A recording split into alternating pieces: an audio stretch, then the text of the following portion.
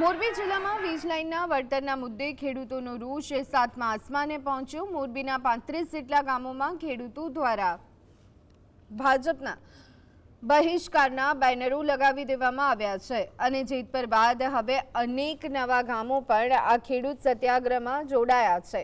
ખેડૂતોએ સરકારને સ્પષ્ટ ચેતવણી આપી છે કે જો વળતર અંગેનો યોગ્ય પરિપત્ર નહીં કરવામાં આવે તો આગામી 2027ની ચૂંટણીમાં મત માંગવા માટે પણ ન આવવું। જય જવાન જય કિસાનના નારાઓ સાથે સરકાર સામેનો આ વિરોધ દિવસે અને દિવસે વધુ ઉગ્ર બની રહ્યો છે, જેને લઈ રાજકીય બેડામાં પણ ચર્ચા શરૂ થઈ ગઈ છે।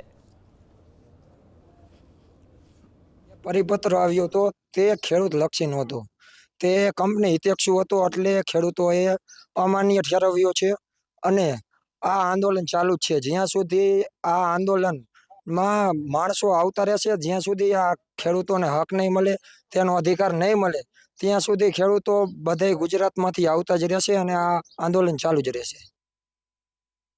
લોકનેતાને ચૂંટવતા હોય અને તો પણ અત્યારે સાથે ન ઉભા રહીએ તો સામાન્ય છે કે રોષ હોય જ। અને એમાં લખ્યું છે કે 2027 સુધીમાં જો ખેડૂતોની માંગ નહીં સંતોષાય તો ગામમાં પ્રવેશવા દેવામાં નહીં આવે। આગામી ચૂંટણીમાં એ નેતાએ ખાસ ધ્યાન રાખવું જરૂરી છે।